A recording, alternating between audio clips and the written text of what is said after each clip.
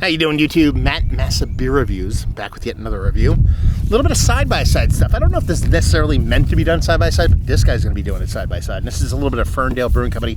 It is My Precious in Solo Copper. My Precious is a double IPA. Solo Copper is a double IPA. The My Precious is with Nelson Sauvin, Raku, and Kohatu. Yeah, I think I'm saying that right. You can see there. And over here, Michigan Copper. We have Solo Copper, New England style double IPA, double dry hopped with all Michigan Copper hops. These guys are from Michigan, so that all copper hop kind of makes sense. These were sent off to me by my boy Mike from Jersey. Well, technically, they were sent to me by Tavor. What Mike did was he actually he went and cultivated, curated a box of beers on Tavor, paid for them out of his own pocket, and sent them to me. Thank you very much, brother. And I got these, he sent me doubles of each of these. And I was thinking, I'm like, you know, I think they just do this label thing, like this 3/4 label, that's their shiz and what they do. But there's so much similarity from the font to everything. I'm sure that's how all their beers are. But this is the capper. They're both double IPAs, both double dry hopped, and they were both canned on the same exact day, which would be January 29th, 2021. It is March 21st, I believe, 2021. So we're talking about a month and a half. So these have to be, I would imagine, I could be wrong, we'll see what it looks like actually on a pour. You're talking about both being canned on the same day. I would assume they're both same batches IPAs, but just dry hop differently. That's an assumption on my part. I know assumptions make asses out of you and me, but I'm already an ass, so what further damage could I do? So we're going to do it.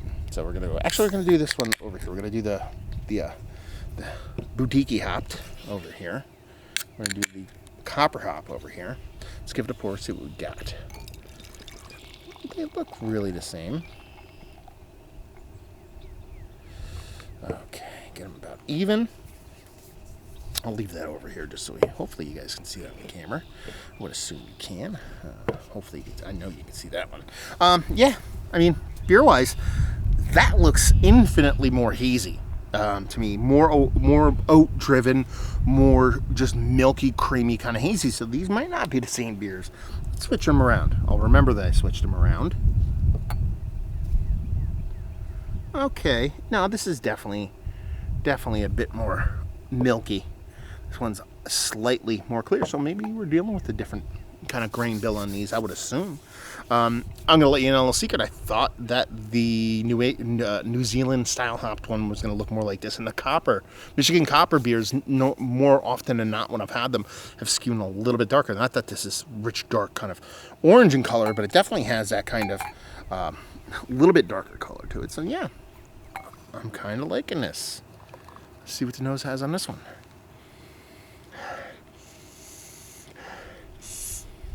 There's like the scalliony, oniony thing going on here.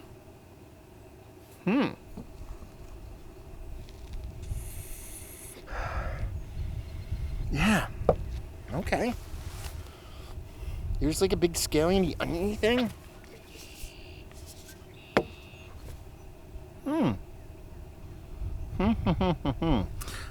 Did I mix these up? Did I switch the cans around or something? Because I'm getting New Zealand vibes off of this. Fruity, a little bit of scallion oniony stuff, nothing too crazy. Nice, rich, dense mouthfeel. Now they call this a double India Pale Ale. There's no ABV on this can that I can discern, so I don't know how big this beer is ABV wise. Yeah, I'm gonna move over here. Kind of similar nose. I'm getting a big scalliony, oniony thing. They look quite a bit different. They're different hops, but I'm getting a very similar nose on these. I don't think it's me. It just gives you this fruit component. And over here, little pop of orange, a little sweet and kind of Sunny D kind of orange with a little bit of scalliony vibes. Over here, it's more that little bit of subtle kind of sweetness. It's not necessarily tropical fruit, underripened tropical fruit maybe, and that little scalliony pop. So again, these are double dry hopped with those hops. These could have again, they don't look like the same beer, but they could have the same hop base and then dry hopped with different hops. I don't know. But they smell similar yet slightly different. Let's just dive in. Cheers.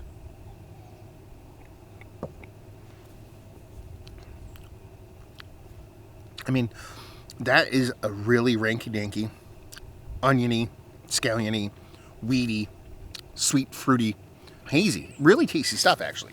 I'm really enjoying it.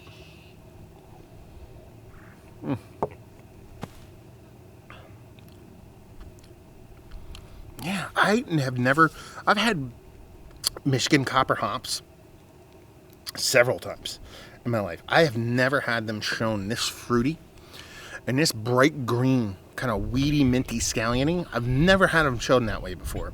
It's kind of blowing my mind that these are Michigan copper hops. More often than not, when I've had Michigan copper, it's very old school, more leaning into the old school C's, your Chinook, your Centennial, those kind of hops, as opposed to this level of fruitiness. Very cool, very explosive, very bright, very much what I would expect off a New England or New Zealand style hop, and that kind of tropical fruit and that green scalliony oniony thing. I think this is really great, and I didn't even talk about the mouthfeel yet. Absolutely beautiful mouthfeel.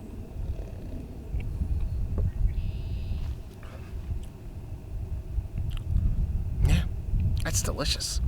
Let's go over here, see how you do in New Zealand.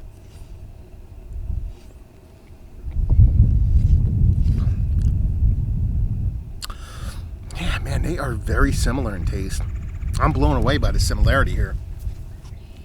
Because they are, I mean, this is the citrus, but a confectionery orangina kind of citrus, like almost like a dollop of lactose in here, not for lactose flavor, but mouthfeel and a little bit of kind of softening of that sweetness. That's how that comes off, and it comes off that way over here. But this is that kind of orange pineapple, kind of slightly confectionery. Where that's more of a underripened tropical fruit confectionery. Very subtle differences, but they both meet at that green, kind of weedy, scalliony thing that I dig so much. These are two really, really fun beers. Like, really, really fun. Like, I want to say really, really more than twice. That's how really, really fun they are. And as a side-by-side, they're really unique. They're blowing my mind. I'm sitting here thinking I switched these. I'm not necessarily, because this is more tropical fruit. That makes sense with the New Zealand one, but I'm just blown away by the level of fruitiness. And I know this is more beer processed than the actual hops, but the way the beer comes off is that softness, that sweetness, and all those kind of things. Don't really expect that with a Michigan copper hop beer. And I'm getting uber new school IPA through and through on this thing. And that's just what my brain believes when it comes to Michigan copper hops. So I'm kind of weirded out a little bit. Let's put it that way. Back over to this one.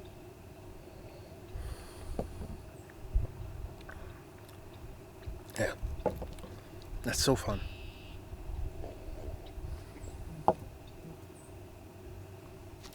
Yeah. Very similar beers for such drastically different hops. And looks. Like, if they looked exactly the same, and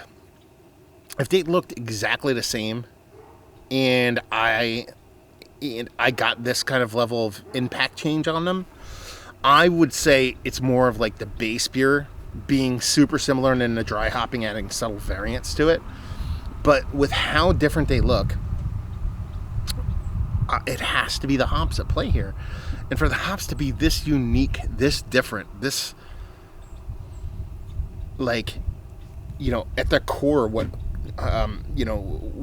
Michigan copper and what these kind of New Zealand type hops typically express, for them to meet that close, to be completely different hops at the core, but to be so similar in the beer is just fun. Fun with a capital F. Yeah, which one I like better? That's actually a really good question.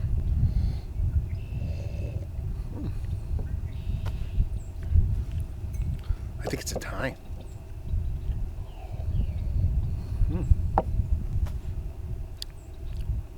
I think it's a tie. They're both equally fun. You know how you know?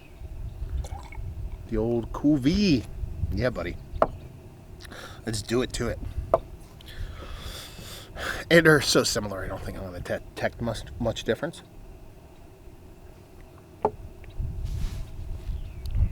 Yeah.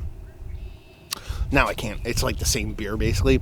So it's just blown my mind. Let's step back from me being like, wow, this is so crazy how different these hops are at their core, but how similar they drink. Are these two of the better double IPAs I've had as of late? Yes.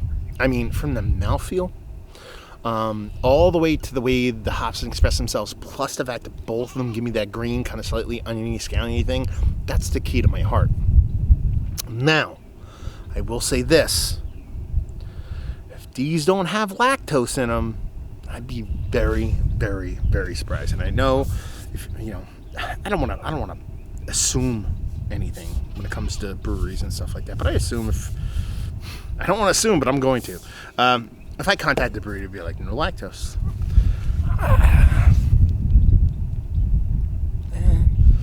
I don't think there's enough to make it like a lactose IPA or a lactose milkshake kind of beer.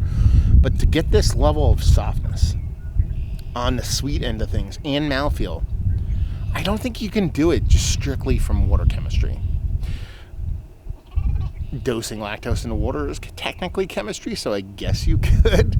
I'm not going to poop on it, literally or figuratively, because I like the mouthfeel, and if a little bit of lactose gets me to this point, I am a happy camper. But I'm not lactose intolerant, so I'm not going to poop on it. But I know people that are. So I know a lot of breweries play loose and fast with some lactose additions to kind of beef up mouthfeel and to bring down that kind of saccharine, sweet, kind of refined sugar thing. And I love it, but I really do think it should be listed on a can. I can understand why they wouldn't want to do that. One, they don't want to divulge secrets, maybe. I don't know. It's not that much of a secret. Two, I know if you put lactose on an IPA, there's a immediate kind of readjustment of expectations on a beer. People think they're getting a milkshake IPA, blah, blah, blah, blah, blah, blah. Most breweries don't list out every ingredient in a beer. Even the ones that don't. You know what I mean? They're like, oh, we put this grain, this grain, this grain in it. We put these 3 hops in it. Well, they might have added a bunch of different stuff to the water and this things. And so rarely do you get the full spectrum of what a brewery adds. So adding a little bit of lactose for mouthfeel that isn't really perceptible taste-wise is almost might be kind of like, why even bother? It's not really affecting the beer. I get that. But when it's something that people can be allergic to and physically mess with them, I think it should be listed. And like I said, I don't know for sure in this beer, but I'd be willing to bet. I'd bet my reputation, which isn't worth much. But all that aside, all the assumptions aside, this is really, really good stuff. And probably some of the better double IPAs I've had in quite some time. Mount Rushmore status, let's put it that way.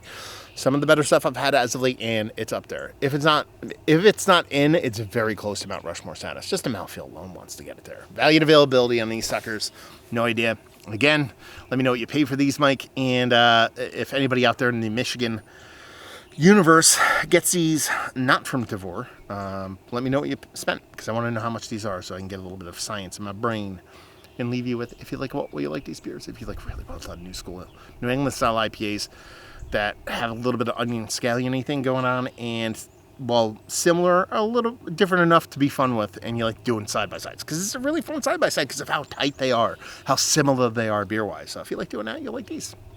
There you go. Thank you very much, Mike. Down there, if you want to talk about it, Massive Beers. If you want to check me out doing the social media stuff, Beer Massif. If you want to check me out doing the whole podcasting thing, and hopefully you guys enjoyed the review. Hopefully you're enjoying a little bit of Ferndale right now. Well, see you next time. Cheers.